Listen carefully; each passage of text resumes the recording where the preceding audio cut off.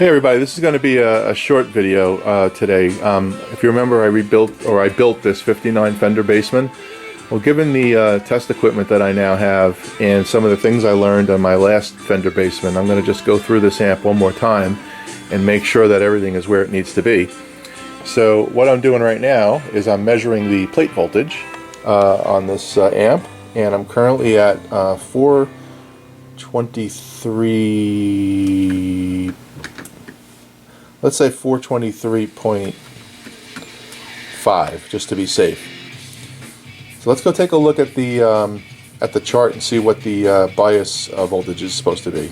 Let's be right back. 423.5.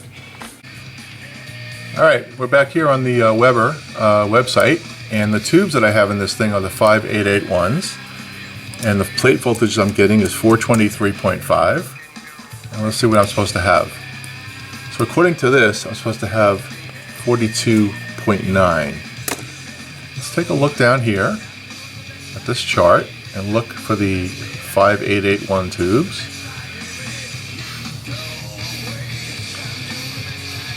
I don't see them.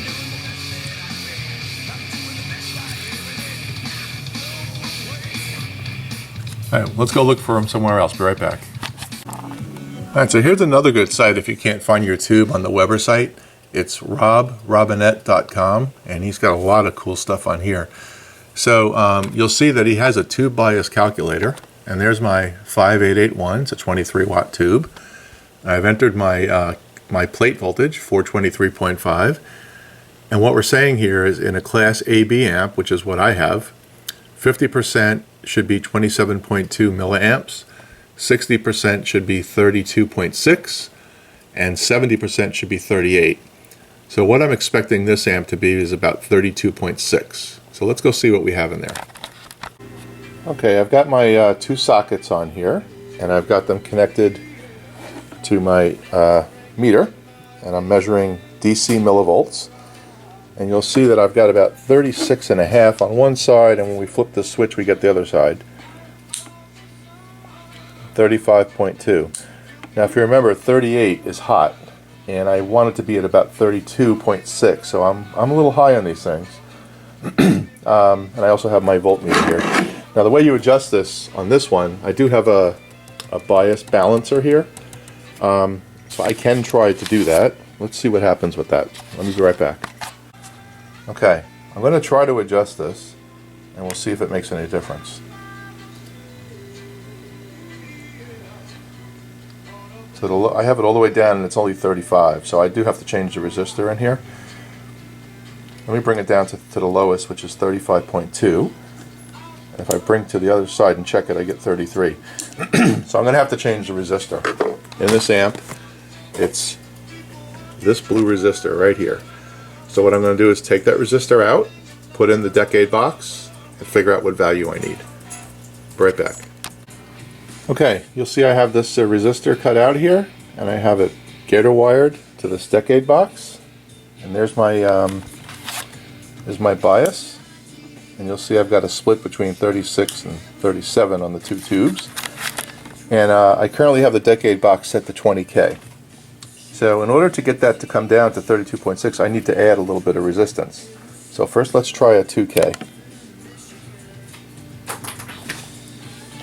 That's close. Let's try adding one more K. 32. So we currently have 22 plus 1, 23K.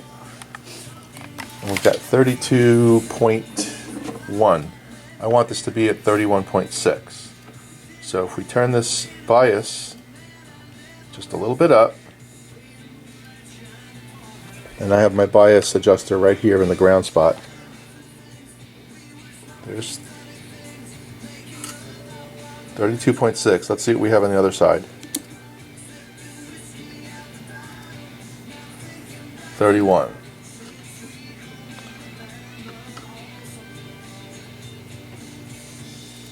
Let's bring that up to 32. So I have a difference between 32.7 and 32.2. So it's about 1.5. So if I come down 7, That should bring me right in the middle. So let's go down, let's see. Let's go down to 33 on this one.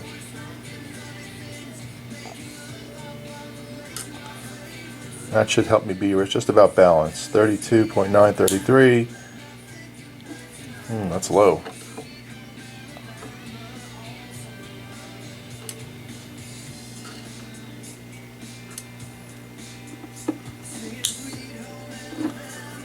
Alright, so that tube is obviously higher. I guess these aren't balanced very well. So what I'm going to do is I'm going to bring the higher tube down to 32.6 or 7. There you go, 6.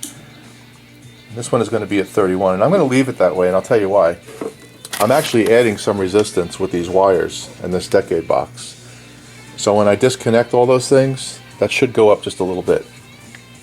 So it looks like I'm going to go with a 23K resistor based on what I have here.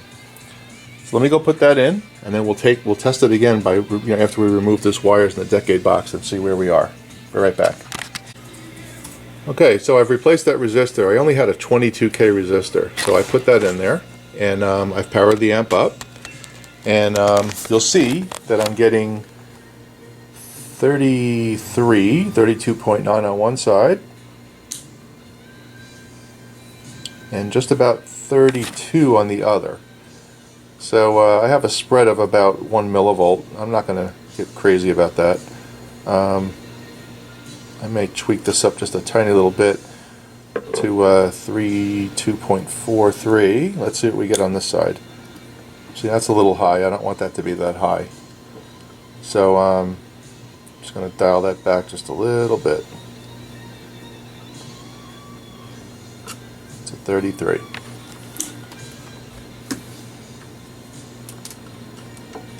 Ideally, I'd like that to be at 32.